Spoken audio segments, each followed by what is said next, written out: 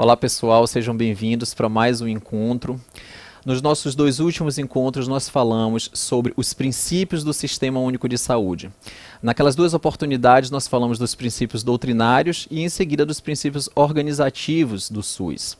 No nosso encontro de hoje nós vamos falar sobre um dos temas mais importantes e mais atuais quando pensamos em concursos públicos e provas para residência. Vamos falar de humanização.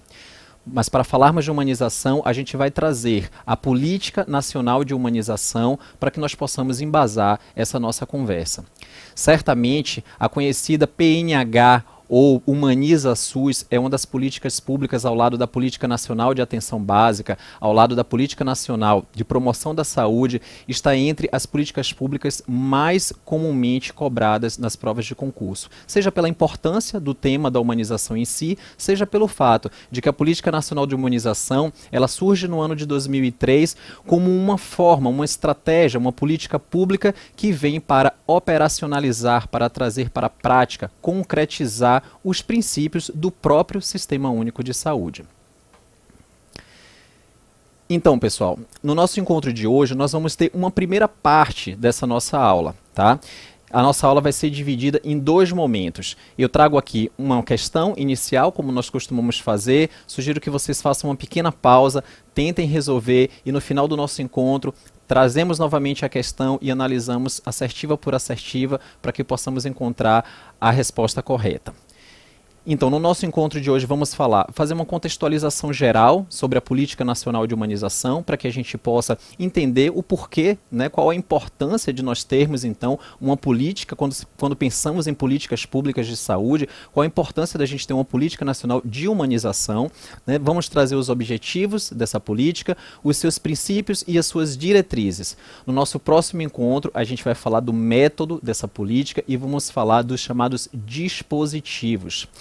É uma política extensa, é uma política importante e que pode ser cobrada de diversas formas nas provas de concurso e de residência. Daí a importância de nós analisarmos e avaliarmos essa política parte por parte, já que ela pode aparecer nas questões tanto cobrando suas diretrizes, quanto elementos e conteúdos dos seus dispositivos ou dos seus princípios. Então é importante que a gente se aproprie da melhor forma possível e da forma mais didática possível dessa política.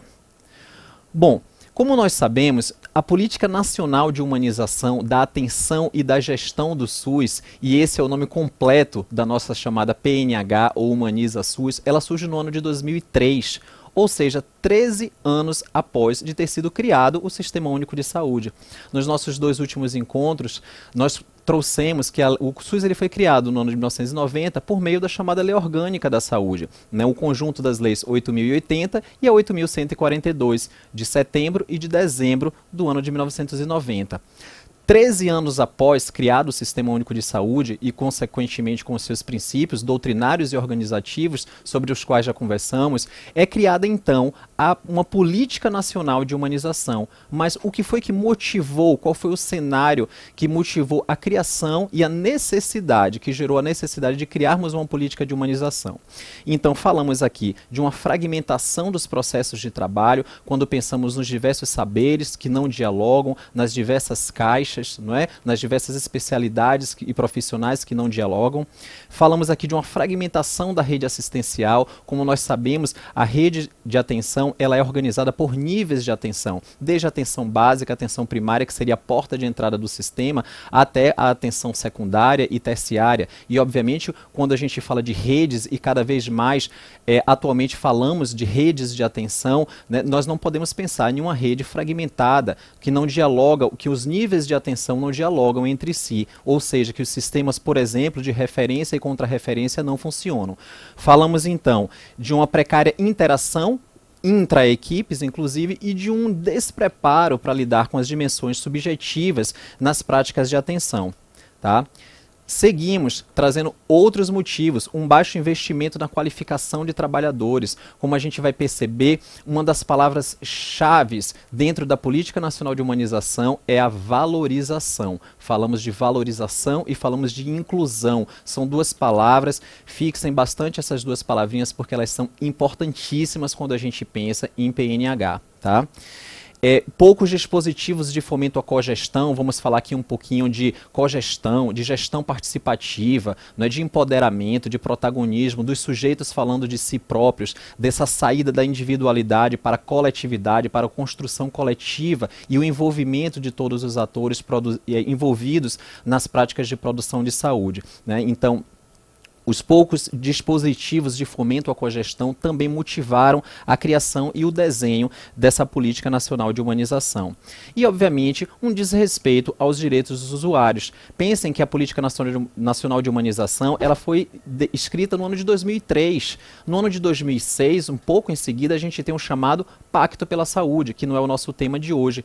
E um dos desdobramentos desse Pacto pela Saúde foi justamente a nossa conhecida Carta de Direitos dos Usuários. Então, na verdade, o que temos é uma sequência de documentos importantes, né, que vem aí construindo esse processo, né, e lapidando o processo de construção do SUS, que segue sendo construído diariamente por todos nós. Bom, um entendimento importantíssimo. Falamos nesse instante, agora há pouco, de valorização. Então, um entendimento que precisamos deixar claro desde já. O que é que seria o entendimento, então, de humanização? Nada mais do que isso mesmo. A humanização seria, então, entendida como a valorização dos diversos sujeitos envolvidos nas práticas de produção de saúde. E quem são esses sujeitos que produzem saúde? É muito fácil a gente parar para raciocinar o trabalhador da saúde, o profissional da assistência que está ali ofertando cuidado na produção de saúde. Mas quando a gente pensa em gestores e quando a gente pensa em usuários, muitas vezes é difícil a gente deslocar esse raciocínio como sujeitos que produzem saúde. Mas, na verdade, quando falamos aqui de humanização, estamos pensando então na valorização de todos os sujeitos, todos os atores que estão envolvidos nesse processo de produção de saúde. E eles são os três: os trabalhadores, os usuários e os gestores. Isso comumente é cobrado nas provas de concurso. Bom, vamos pensar aqui então nos objetivos. Que objetivos então nós teríamos quando pensamos na Política Nacional de Humanização? O objetivo mais importante de todos, que comumente também aparece nas provas: a Política Nacional de Humanização, o nosso Humaniza SUS, ela aparece com um objetivo que é o mais importante de todos, que seria trazer para a prática, trazer para o cotidiano dos serviços de saúde os princípios doutrinários e organizativos do próprio Sistema Único de Saúde. Ou seja, vamos concretizar esses princípios. Quais são as estratégias? Mais lá para frente, na aula 2, vamos falar dos dispositivos, que nada mais são do que as ferramentas para concretizar os princípios do SUS ali na prática, né? Sugerindo mudanças nos modelos de cuidar e nos modelos de gerir a saúde. É por isso que quando falamos da PNH, com o nome completo, falamos da Política Nacional de Humanização, da atenção e da gestão do SUS, né? Trazendo esse comprometimento, essa indissociabilidade, como vamos falar, da atenção e da gestão. Precisam andar de mãos dadas, tá?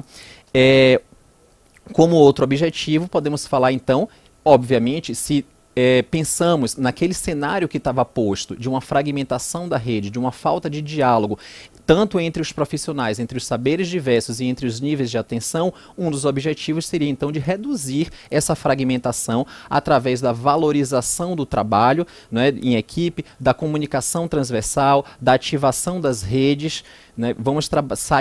A proposta vai ser sempre, quando pensamos em PNH, sair do isolamento e ir para o coletivo. Ativar as redes, melhorar a comunicação. Vamos falar disso tudo na sequência do nosso encontro. E, obviamente, valorizar a dimensão subjetiva, a dimensão social em todas as práticas de produção de saúde que ocorrem no contexto, no âmbito do SUS. Bom, como é que nós podemos raciocinar de forma muito didática? A gente vai pensar que a Política Nacional de Humanização, ela se constrói. Toda política pública, ela tem um bojo, toda política pública, ela tem uma estrutura, ela se constrói através dos seus princípios e diretrizes, tanto princípios quanto diretrizes bastante cobrado nas provas, e ela se opera, ela se concretiza, ela se torna realidade através de um método e dos seus dispositivos. Por isso é que justamente para tornar mais didático e para que nós possamos aprender melhor essa política, que é tão ampla e tão importante no âmbito do SUS, nós vamos dividir o nosso encontro nessas duas partes. Encontro 1, a parte 1 e a parte 2, para que nós possamos pegar cada parte separadamente, porque é uma política que tem um conteúdo extenso com vários conceitos diferentes e vários conceitos importantes que podem aparecer. Tá, então vamos falar aqui dos princípios. Vamos conversar com os princípios e logo em seguida falamos das diretrizes da PNH. Quando falamos dos princípios, primeiro, mais importante de todos é a gente falar da transversalidade. A transversalidade, a gente traz então essa ideia de que a humanização ela precisa permear todos os espaços de produção de saúde, não é? Então, saímos da individualidade para a coletividade. Tudo que é feito, tudo que é pensado, tudo que é produzido no âmbito do SUS, inclusive todas as políticas públicas, todos os programas, todos os projetos que permeiam o Sistema Único de Saúde, precisam dialogar necessariamente com a Política Nacional de Humanização. Falamos de uma inseparabilidade entre a atenção e a gestão. Obviamente, como nós sabemos, tudo que é feito, tudo que é decidido no âmbito da gestão, termina interferindo lá na ponta, como nós costumamos dizer, no dia a dia dos serviços, né, onde a saúde ela é construída ali através do encontro entre trabalhadores e usuários. Então, precisa haver uma indissociabilidade entre a atenção e a gestão, de forma que os processos sejam construídos, de forma que sejam pensadas estratégias para enfrentamento das demandas de forma coletiva, atenção e gestão junto com os usuários caminhando de forma unificada, tá?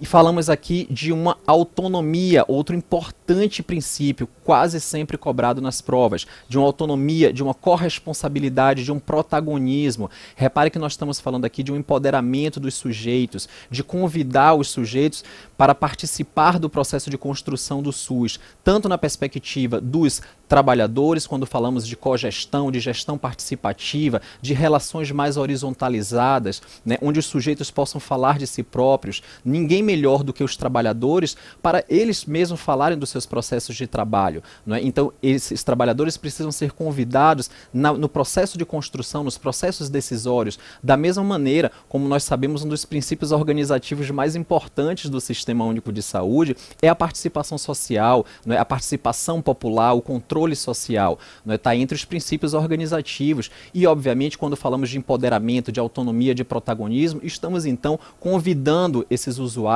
a serem sujeitos ativos dentro do seu processo, se corresponsabilizando pelo seu processo de adoecimento e cura, sendo sujeitos ativos dentro do seu processo. E falamos aqui, obviamente, de humanização e promoção da equidade, né? Falamos de um princípio importantíssimo como a equidade, né? Um princípio doutrinário importantíssimo do SUS, né? Que nós sabemos que é a desigualdade justa, como nós vimos nos nossos últimos encontros, né? A possibilidade de dar mais a quem precisa de mais naquele momento, e temos, como vamos ver no nosso próximo encontro, o dispositivo chamado acolhimento com classificação de risco, né? Que nada mais é do que uma ferramenta que permite com que nós possamos organizar nossa porta de entrada, organizar os fluxos, perceber naquele momento quem precisa de mais para dar mais. Não é? São ferramentas que nos oportunizam colocar na prática os princípios do Sistema Único de Saúde. E aqui nós trazemos as diretrizes do SUS. Falamos dos princípios e aqui as diretrizes. Cogestão, como já falamos, anda de mãos dadas com a gestão participativa, não é? Relações horizontalizadas, os sujeitos falando de si mesmo e participando dos processos decisórios do SUS. É também uma forma de valorização do trabalhador. A clínica ampliada, na medida em que fazemos esses saberes dialogarem, não é? E os saberes dialogando entre si e dialogando com as experiências daquele sujeito que recebe o cuidado, né, dos usuários que são o alvo do cuidado, tá? Falamos da ambiência. Quando falamos de ambiência, reparem que a gente está falando aqui não só da estrutura física, não é? Não só do conforto físico, dos recursos estruturais e materiais. Falamos aqui também de uma ambiência no sentido relacional, né? No sentido de um ambiente que seja saudável para que se construa saúde naquele cenário, não é? O acolhimento, ele é a menina dos olhos da política de humanização. Importantíssimo dos tópicos, dos detalhes mais importantes que são sempre cobrados sobre a Política Nacional de Humanização. O acolhimento no sentido da escuta qualificada, resolutiva, com corresponsabilidade, com construção de vínculos, né, que resulta do encontro entre a equipe de saúde, entre o trabalhador da saúde e entre os usuários. a valorização do trabalho do trabalhador, como já falamos, e a garantia, né, de direitos dos usuários. Então, temos aqui as diretrizes mais importantes do SUS. E aí, trazemos novamente a nossa questão para que nós possamos analisar, né, e pensar em qual assertiva seria a mais adequada. Então, sobre a Política Nacional de Humanização da Atenção e da Gestão do SUS, é incorreto afirmar. Vamos avaliar?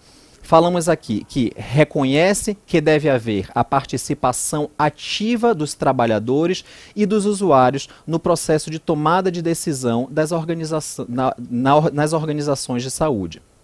Obviamente, temos aqui uma resposta correta. Surge como uma proposta de colocar em prática os princípios do SUS no cotidiano dos serviços. Como nós falamos, a proposta principal da Política Nacional de Humanização é trazer para o dia a dia dos serviços a concretização dos princípios do SUS, não é? Então, verdadeira. Entende a humanização como um processo de valorização dos atores envolvidos na produção de saúde, ou seja, trabalhadores e usuários. Ora, quem são os atores envolvidos na produção de saúde? Trabalhadores, usuários, mas gestores também produzem saúde. A gente precisa ter muito claro isso. Então, essa assertiva aqui, ela é a incorreta. Mas vamos ver as outras duas. Segundo o seu princípio da transversalidade, a PNH deve se fazer presente e está inserida em todas as políticas de programas do SUS, obviamente todos os espaços de produção de saúde, como falamos anteriormente. E valoriza a dimensão subjetiva nas práticas de atenção e da gestão. Falamos da indissociabilidade entre a atenção e a gestão, precisam andar de mãos dadas, não é? Então, mais uma assertiva correta, e a letra C, então, temos como a resposta errada, tá? Bom, pessoal, o nosso encontro de hoje fica por aqui e eu aguardo vocês na parte 2 da nossa aula sobre a Política Nacional de Humanização, quando nós vamos então falar sobre o método e os dispositivos dessa política. Então, aguardo vocês, bons estudos e até mais.